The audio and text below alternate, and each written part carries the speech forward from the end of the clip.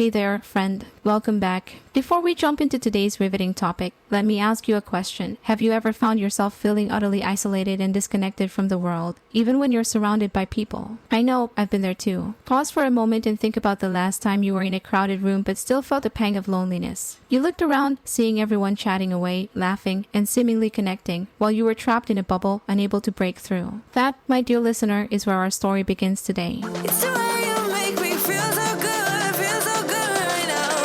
It's the way you make me feel so good. I want to urge you to hang on and listen closely because what we're about to explore together could change the way you perceive and manage your daily life. And hey, if you find value in today's episode, don't forget to hit that subscribe button and share the podcast with friends. Your support means the world to us, and we want to keep this community growing. Alright, so let's dive in, shall we? Welcome to Self-Care and Hustle Podcast, where your journey to becoming your best version begins. If you're ready to live your best life and find your inner peace, you've come to the right place, giving you insights on all life tips and purpose-driven actions to move you from where you are now to where you want to go. You can do this. This is me, Nestle Poliente, your host. Are you ready? Now, let's dive in. We live in an age where social media reigns supreme, where likes and comments have replaced genuine conversation, and where our screens can sometimes become barriers rather than bridges. But did you know that human connection is not just a luxury but a necessity? Research by Dr. Julian Holt-Lunstad at Brigham Young University shows that loneliness and social isolation can be as harmful as smoking 15 cigarettes a day. That's right, something as simple as talking to someone can have a profound impact on our well-being. Think about it, communication is at the heart of self-care. When we're open and honest with ourselves and others, we can understand our needs better, connect with people who can support us, and feel seen and heard. So, why are we struggling so much with this seemingly natural human trait? First off, our screens can often become our escape from reality. Don't get me wrong, technology is fantastic. It keeps us connected in ways that were once unimaginable. But there's a flip side to this coin. Raise your hand if you've ever found yourself mindlessly scrolling through social media, feeling a growing sense of dissatisfaction. You see friends and influencers living their best lives, and you can't help but compare. It's a vicious cycle, one that leaves us feeling more alone and less content.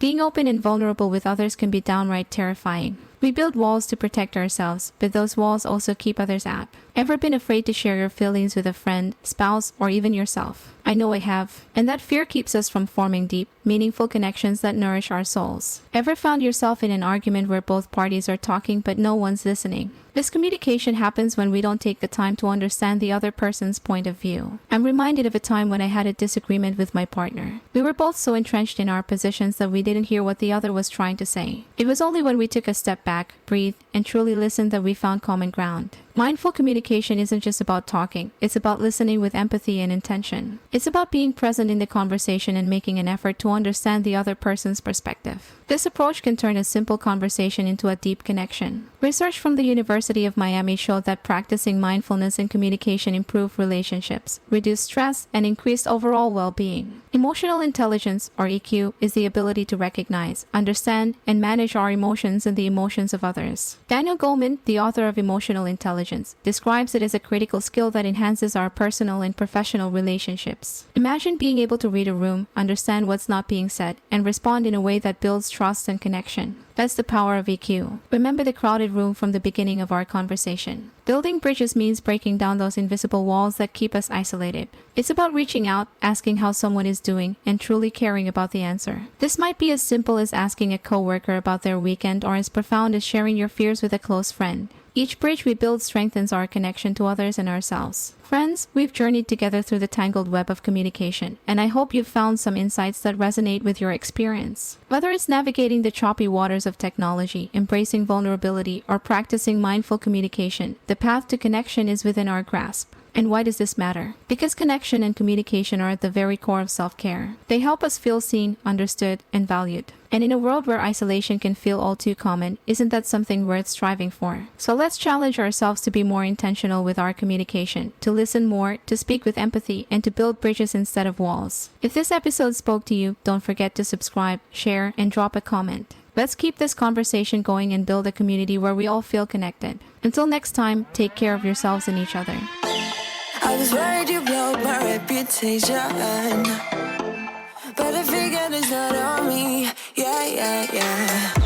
The way you're making me shiver, your hands on myself, I keep pulling the trigger, alright. This red finger for people like them, oh no, no. Well, darling, on my mind, I'm feeling so fly up in the zone now. I'm like a golden crown, whirling high up in the sky, oh. It's the way you make me feel so good right now. It's the way you make me feel so good, oh.